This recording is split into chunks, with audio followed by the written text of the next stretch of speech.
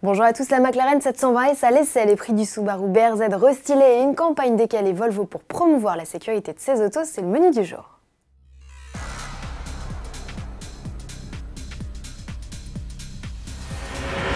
Avant d'écouter les râles du V8 4 litres biturbo de la 720S, parenthèse Formula I, pour la deuxième année consécutive, le championnat du monde de monoplace électrique fait étape à Paris. Rendez-vous est donné le samedi 20 mai au Tour des Invalides. Que les amateurs qui n'ont pas réussi à trouver de place en tribune retrouvent le sourire. Autoplus a encore 20 billets à vous offrir. Pour jouer, connectez-vous à l'adresse concours.autoplus.fr et répondez aux 3 questions posées. Bonne chance à tous! Changement de registre, faites place à la dernière année des ateliers McLaren, la 720S. La remplaçante de la 650S s'est laissée apprivoiser en Italie. C'est Laurent Chevalier, essayeur à la rédaction de Sport Auto, qui a eu le privilège de prendre le volant de la sportive.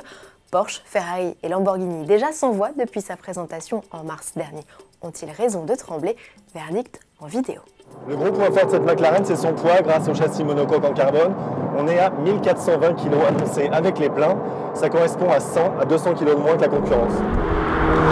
L'autre élément déterminant, c'est son V8 biturbo qui passe à 4 litres et grammes de 70 chevaux par rapport à la 650. On est à 720 chevaux comme son nom l'indique et ça correspond à 50 chevaux de plus que sa concurrente directe, la Ferrari 488 GTB.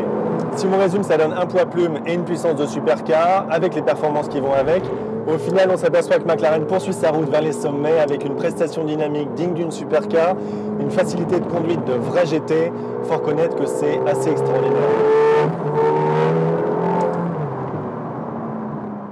Retrouvez l'essai vidéo complet de la McLaren 720 sur le site de sportauto.fr. Ce que l'on peut aussi dire de la sportive, c'est qu'elle est déjà victime de son succès. Selon le patron de la firme, une année de production a déjà trouvé preneur.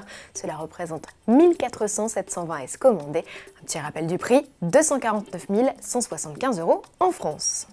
Redescendons sur terre, Subaru annonce les tarifs de son BRZ. Le coupé jumeau du Toyota GT86 a reçu une mise à jour fin 2016. Nouveau bouclier, signature lumineuse à LED et matériaux de meilleure qualité font le gros des nouveautés. Techniquement, Subaru a revu la suspension et optimisé la réactivité du 4 cylindres à plat atmosphérique qui plafonne toujours à 200 chevaux. Au chapitre prix, comptez 32 990 € avec la boîte manuelle à 6 rapports. Attractif, revers de la médaille, le gros malus, 7 000 €, soit près d'un quart du prix.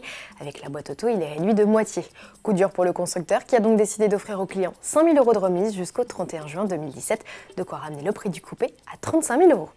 Pour finir, cette campagne Volvo, on le sait, la sécurité est l'un des principaux axes de travail du constructeur suédois. Il s'est d'ailleurs engagé à ce qu'il n'y ait plus aucun mort ni blessé grave à bord d'un de ses véhicules neufs en 2020.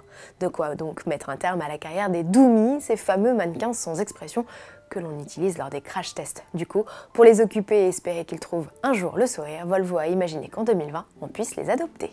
À demain.